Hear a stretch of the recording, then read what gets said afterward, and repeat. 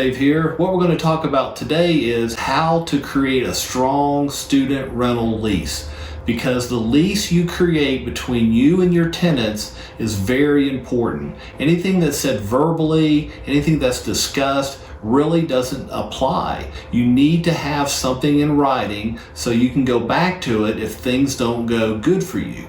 You never know what's going to happen with a student-tenant relationship. Sometimes you can go through 12 months and have no issues, but if you run into a problem, you'll be so glad you have a strong, secure lease that talks about your position, because what really matters in the end is what do you have in writing. If things are argued over or there's complaints on how to pay rent or how to live in the house, you have to go back to what you have in writing. So this video is going to help you secure a good, solid student rental lease to help you keep a strong position. Step number one is the beginning of building your lease. When you sit down with your tenants and they're ready to sign the lease, at this point they need to sign the lease, give you a deposit, give you last month's rent, and turn in renter's insurance. So my philosophy here is make sure that entire process is completed in 2 weeks. Don't let it go beyond that time period. Don't let it drag out over time and then get the bad news that they found a different house and you didn't complete your process. So from the first initial point of contact, when you sit down with your tenants and you start the lease process, let them know they've got 2 weeks to complete it 100%, or you're going to put that house back on the market. Because in the student rental world, timing is key. Time is of the essence. When you're renting these properties and these kids are hungry for them, you need to lock down the house, lock down the lease, and don't let anything slip through your fingers. So remember, give yourself a 2-week rule and let them know. Complete the process 100% or the house goes back on the market. That's really going to help you button everything up, get all your information together, and you won't have to worry about it, and then move on to the next house you need to rent. Step number 2 in creating a good, solid student rental is your addendum. An addendum is a piece of paper that's attached to the actual body of the lease. So your basic lease will explain who the landlord and the tenant is, how much they pay in rent, and the term of the lease. So that document is your lease, but you have the opportunity to add another document that's attached to the lease. This is your opportunity to talk about any situation that could occur at the house, and you're telling them how you want them to act. And what you're doing here is you're creating the framework on what your thought process is on how they should live in the house. And in case something goes against the way you want them to act, you can go back to the addendum. You can show them that you put it in writing that they shouldn't have done that act before they got hurt. And this goes back to liability, and this goes back to protecting you in the body of your lease. So one example is, I like to tell people, do not get on the roof. It sounds pretty basic, but I put that in all of my leases. So if a kid gets up on a roof, he trips and falls and gets hurt, at least you have that extra layer of protection. You had it in writing, it was signed and dated by both parties, and you told them not to do that. They went ahead and did it anyhow, and they got hurt. This is going to protect you in the long run. And in this 41-page addendum that I personally have, I have it full of items like that. Any situation where I can tell them how to act safely and to protect themselves, I will put it in this addendum. I keep adding to it as I get experience and I learn about how students act at a house and how I can tell them not to act so they're safe and that everybody's protected. So remember, when you're writing your lease, have a good, strong, solid addendum attached to it and protect yourself and protect your tenants. Step number 3 in a strong student rental lease is make sure you get every tenant to secure renter's insurance. It's an easy process. They can call their insurance company and just ask for a simple renter's insurance policy.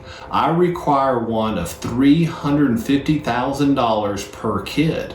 And that sounds like a high number, but all they have to do is call their agent, and the cost is around $100 to $125 per year to secure renter's insurance. And when this is going to come into effect is if you have a problem at the house, and it's happened to me in my career.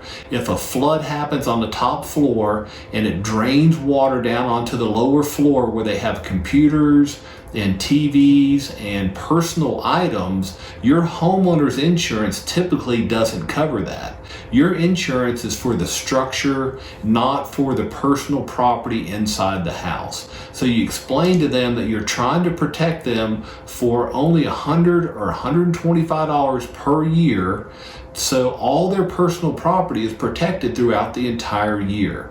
And it also protects you if they are the cause of the problem. Say they knock over a candle, they leave a faucet on, and they create the problem, then you can let their insurance cover all the repairs. So step number 3 is make sure every tenant on that lease gets a renter's insurance policy for $350,000, then you know you can sleep at night and know that everybody's protected. Step number 4 in securing a good student rental lease is make sure you collect last month's rent when you're signing them up for the lease. They're going to have to come up with a deposit, and they're going to have to come up with last month's rent. And this is really going to protect you as you get towards the end of your lease period. I rent for 12 months, and as I come into month 11 and 12, I'm glad that I have last month's rent. It secures your position, it makes you stronger, because they are not able to say, keep the deposit and I'm just leaving in my last month. You already have their last month's rent, and that's going to secure your position. So make sure every time you sign a lease, collect the last month's rent and the deposit at the time of signing. Number 5 is a tip from Super Dave. I haven't seen a lot of people do this, but it's served me well over the years. If you're renting from me and the rent on my house is $1,000, that's what you owe me every month for 12 months. Well, when you sign a lease with me, I'm going to write $1,100, an extra $100 on top of the $1,000. If you pay on time, on the first, perfectly, you get a $100 discount per month. So you're only in theory paying $1,000. It empowers people to pay on time and to get that discount. So remember, just add $100 to whatever the rent amount is, and if they pay on time on the first, perfectly, they get a $100 discount.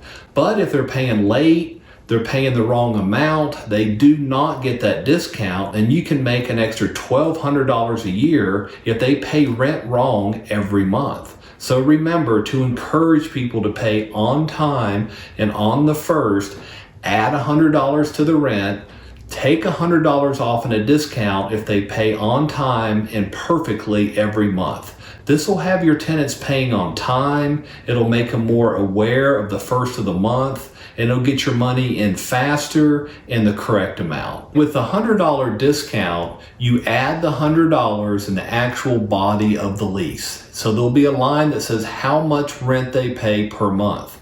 If the rent's $1,000, that's where you write $1,100 and add your extra $100. Now in the addendum to the lease, that's where you give them the rules and regulations on how they get their discount. So in the addendum, it'll say if you pay the full amount on time on the first, then you get your $100 discount. If you're late, if you don't pay enough, then you do not get your discount. So you put it in the body of the lease, then you give them the rules and regulations in the addendum of your lease. Hey guys, thank you for your time talking about how to make a strong student rental to protect you and to protect your tenants. And remember, subscribe to my channel, give me the thumbs up. I really appreciate it. I'm trying to grow my channel. And remember, in your day, do the most productive thing every moment of every day.